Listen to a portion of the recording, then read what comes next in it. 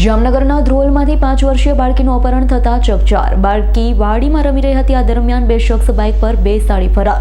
ધ્રોલમાં રહી ખેતમજૂર કરી પરિવારનું ગુજરાન ચલાવતા માંગુભાઈ સુંદરિયા પચાયાની 5 વર્ષીય બાળકીનું અપહરણ થયું છે।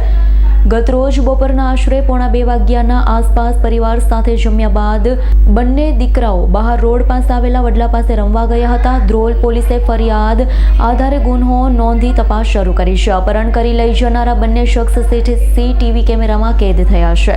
જામનગર જિલ્લાના ધ્રોલમાં વાડી વિસ્તારમાં ગરેડિયા રોડ પર રહેતા ખેતમજૂરી કામ કરતા માંગુભાઈ સુંદરિયાભાઈ પચાયા નામના 45 વર્ષના પરપ્રાંતીય આદિવાસી શ્રમિક યુવાને પોતાની 5 વર્ષની માસૂમ પુત્રી તારિકાનું અપહરણ કરી જવા અંગે પાડોશમાં જ વાડીમાં કામ કરતા મૂળ મધ્યપ્રદેશના વતની કાજુ હટ્ટુ બુંદેલિયા અને તેના સાથીના અજાણ્યા શખ્સ સામે ફરિયાદ નોંધાવી છે। પોલીસ ફરિયાદમાં જાહેર કરાયા અનુસાર ફરિયાદી પોતાની વાડીમાં ઓરડીમાં પત્ની સાથે ભોજન કરી રહ્યા હતા। દરમિયાન બહારના ભાગમાં રમી રહેલી તેને 5 વર્ષની બાળાને બાજુની વાડીમાં કામ કરતો શખ્સ મોટરસાઇકલમાં બેસાડી સાથે ભગાડી છૂટ્યો।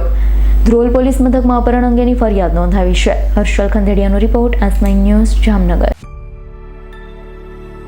અમારી તમામ માહિતીથી અપડેટ રહેવા માટે જોડાયેલા રહો S9 ન્યૂઝ સાથે।